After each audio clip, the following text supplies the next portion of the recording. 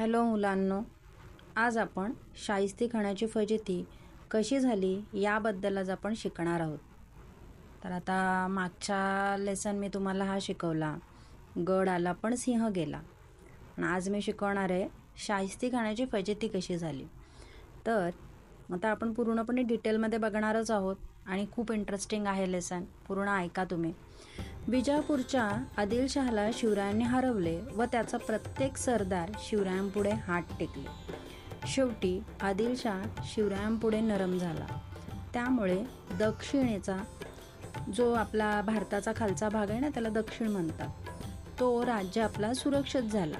कारण की विजापूरच्या आदिलशहांनी काय केलं, शेवटी त्यांना समजलं की शिवरायांची ताकद किती आहे आणि शिवरायांच्या पुढे आपलं काही चालणार नाही आहे. त्यामुळे तेही तो आपला महाराष्ट्राचा भाग पूर्णपणे सोडला आणि मग आपला जो महाराष्ट्राचा जो दक्षिणी साईड होती ती पूर्णपणे पण काय झाली सेफ झाली. मग शिवरायांनी ठरवलं का त्या दक्षिणेचा भाग आपला सेफ झालेला आहे, पूर्णपणे सुरक्षित झाला आहे. मग आपण कुठे जाऊया, उत्तरेकडे जाऊया. म्हणजे भारताचा जो वरचा भाग आहे ना, त्याला उत्तरेचा भाग म्हणतात.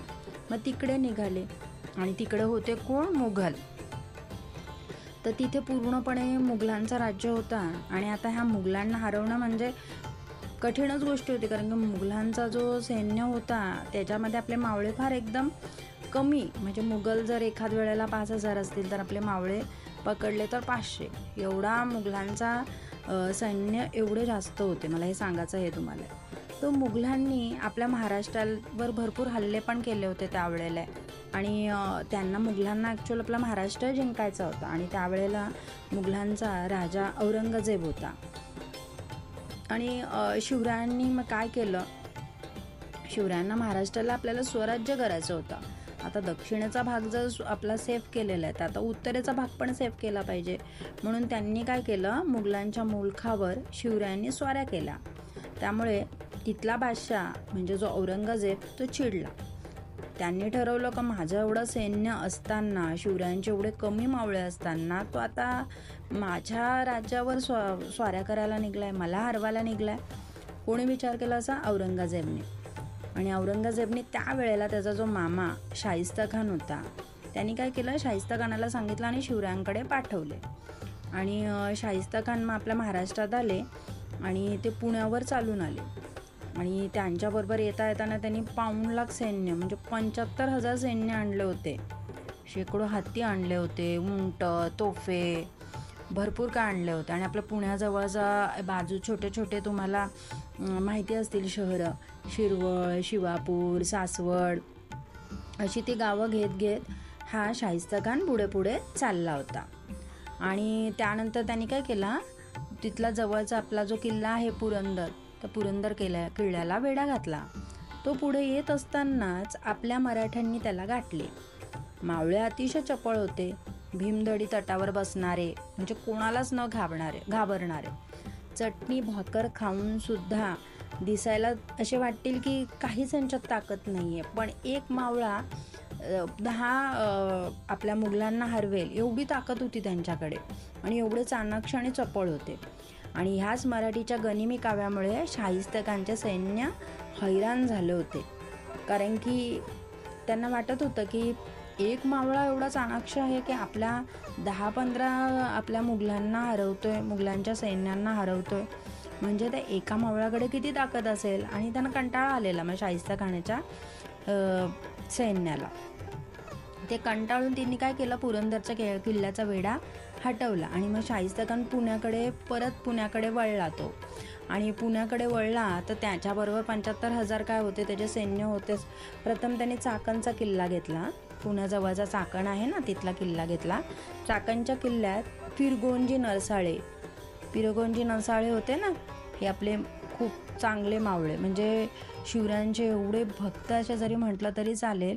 की शाहिस्तेखानाला ही गोष्ट माहिती नव्हती की फिरगोंजी नरसाळ एवढा म्हणजे कर्तव्यनिष्ठ आहे आणि शिवरायांचा एवढा मोठा भक्त आहे. त्यांनी काय केलं, त्यांना समजलं की फिरगोंजी हा असा तसा नाही आहे, कारण की तो इतका म्हणजे शाहिस्तेखानाबरोबर लढला मग ते शाहिस्तेखानाचा त्याच्यासमोर टिकावंच लागत नव्हतं. शेवटी शाहिस्तेखानने त्याच्यासमोर हार पत्करली आणि त्याला म्हटलासुद्धा की तू कार्य खूप सुंदर करतोस, पण जर तू आमच्या मुघलांमध्ये जर सामील झालं तर तुला आम्ही भरपूर पैसा अडका सगळा काही देऊ असं आमिष दाखवलं. पण फिरगोंजी नरसाळे यांनी तो आमिष नाकारला. तो म्हटला थोड्याशा पैशांसाठी, आणि मी पैशांसाठी शिवरायांचं कामच करत नाही. शिवराय माझे दैवत आहे, मी त्यांचा मोठा भक्त आहे आणि ही लढाई आहे आमच्या स्वराज्यासाठी आहे.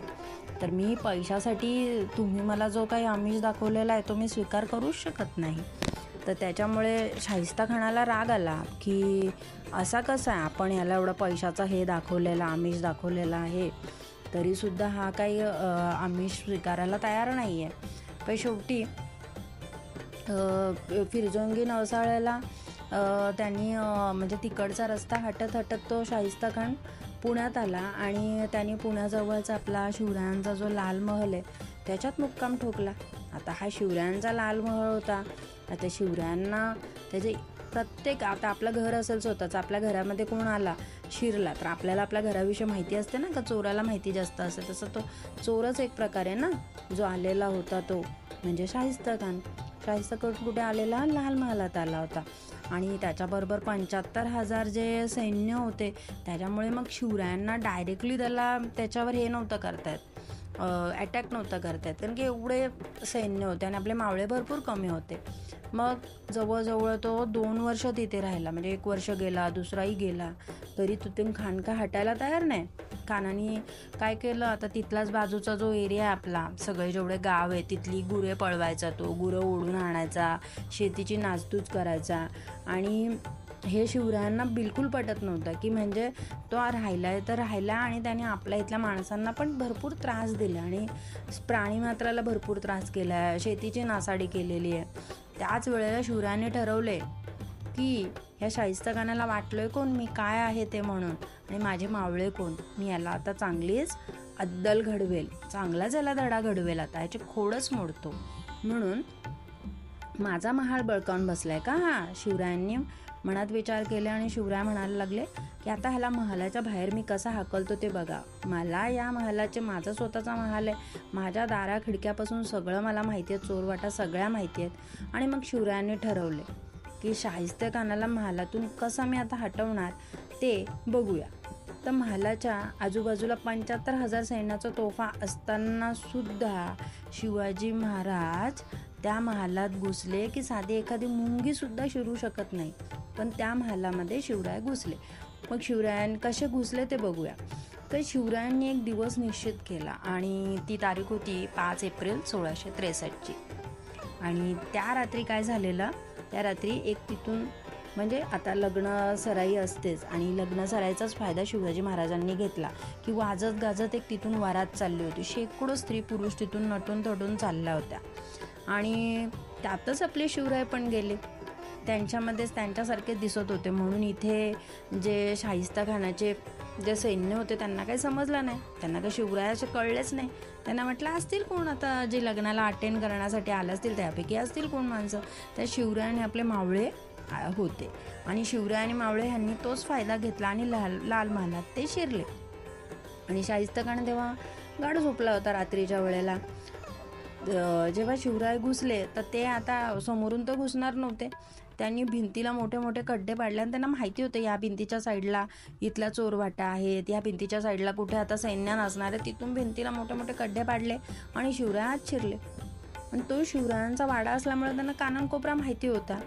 रात्र असल्यामुळे खानाचे पहारेसुद्धा झोपेतच होते आणि त्यांना नव्हतं माहिती का असे काय शिवाजी महाराज अशा येणार आहेत आणि समोर त्यांनी पहारेकरी खूप कठीण होता. पण मग काही पहारे असे झोपतच होते आणि पेंगत होते आणि हाच फायदा महाराजांनी उचलला.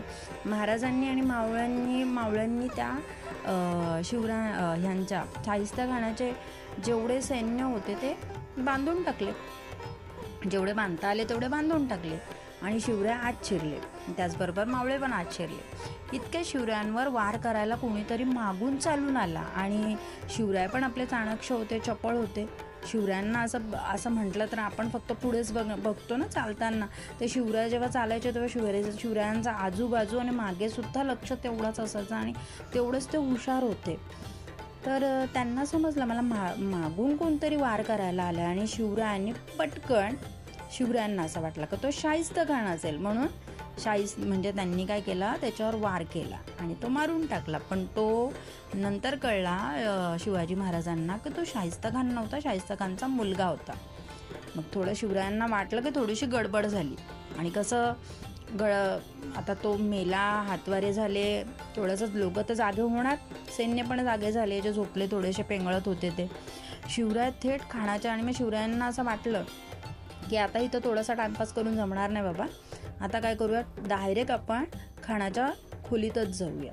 आणि सरळ शिवराय खानाच्या खोलीत गेले आणि त्यांनी त्यांची स्वतःची समशर उपसली. तलवार चालवतोय तर शाहिस्तेखान घाबरला आणि जोरजोरात ओरडू लागला आणि घाबरला आणि जोरात ओरडत तो सैतान करत तो खिडकी वाटे पळू लागला. आणि शिवराय त्याच्या मागोमाग धावले, कारण की शिवरायांना त्याला मारूनच टाकायचं होतं. पण तो इतका जोरात पळाला का शाहिस्तेखान खिडकी वाटे उडी टाकताना सुद्धा शिवाजी महाराजांनी त्याच्यावर वार केला आणि त्या वारेमध्ये शाहिस्तेखानाची 3 बोटे कापली गेली. ॲक्च्युअली थोडा 2 मिनिटं जर थांबला असता तर पूर्ण प्राणच गेले असते त्याचे, पण 3 बोटं तरी शिवाजी महाराजांनी कापली आणि इतका घाबरला की थोडक्यात तो वाचला आणि तो पळाला, तिथून पळ काढला. मग आता शिवाजी महाराजांनी ठरवले की आता हे जो शाहिस्तेखानाचा जो सैन्य आहे त्यांना आता गाफील तर केला पाहिजे ना, म्हणून शिवराय व त्यांचे मावळे मुद्दामून त्यांच्या माणसांना फसवण्यासाठी ओरडू लागले, धावा धावा, पकडा त्याला, पकडा, शिवराय आलेले आहेत, शिवरायांना पकडा, असे म्हणत मावळे ओरडले. आणि इकडे जेव्हा सैन्य गाफील झाला तेवढ्यात शिवराय आणि त्याचे मावळे सिंहगडाकडे निघून गेले. आणि इथे महालातले शाहिस्तेखानाचे सैन्य सगळीकडे शोधतच राहिले, कुठे शिवराय आहेत, कुठे त्यांचे मावळे. त्यांना काही समजलेच नाही कसे आले आणि कसे गेले. आणि शेवटी मग तेही सैन्य घाबरले आणि शाहिस्तेखान तो जो निसटलेला तो कसा बसा घाबरला आणि तिथून निसटला आणि थेट त्याच्या औरंगजेबाकडे येऊन पोचला. आणि औरंगजेबला त्याने हकीकत सांगितली तेव्हा औरंगजेब जो भडकला त्याच्यावर, त्याला एवढा राग आला की तू शिवरायांना घाबरलास, एवढी तुझ्याकडे सैन्य असताना, सगळं पाठबळ असताना तू घाबरला, 3 बोटं कापून इकडे आलाय, चल जा इकडनं, तुला आता मी डायरेक्ट बंगालमध्येच रवाना करून टाकतो. आणि शाहिस्तेखानाने औरंगजेबाने शाहिस्तेखानाला बंगालमध्येच रवाना केला. आणि इतकं म्हणजे शिवरायांनी एवढं असं कर्तव्य करून दाखवलं, कारण की शिवरायांबरोबर मावळे किती होते, जास्तीत जास्त 10-12 मावळे असतील. त्या 10-12 मावळ्यांसकट शिवराय महाराजांनी एवढं 75,000 सैन्यांना हरवून त्या शाहिस्तेखानाला हरवलं आणि शाहिस्तेखानाचा पळ काढला की शाहिस्तेखान डायरेक्ट बंगालमध्येच जाऊन पोचला. तेव्हा मुघल सत्तेला बसलेला हा पहिला झटका मोठा जबरदस्त होता. आणि हे शिवरायांनी ही जी मोहीम फत्ते केली होती त्यामुळे आपल्या महाराष्ट्रामध्ये जागोजागी तोफा उडल्या, पूर्ण महाराष्ट्रात आनंद साजरा करण्यात आला. अशी होती शाहिस्तेखानाची फजिती. असेच आपण इंटरेस्टिंग लेसन शिकत जाऊया. आणि असंच तुम्हाला माझा व्हिडिओज आवडत राहिले तर लाईक, शेअर आणि सबस्क्राईब करा. थँक्यू.